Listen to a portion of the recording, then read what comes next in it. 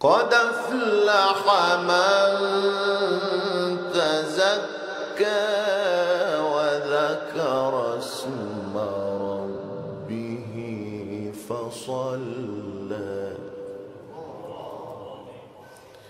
بل تؤثرون الحياة الدنيا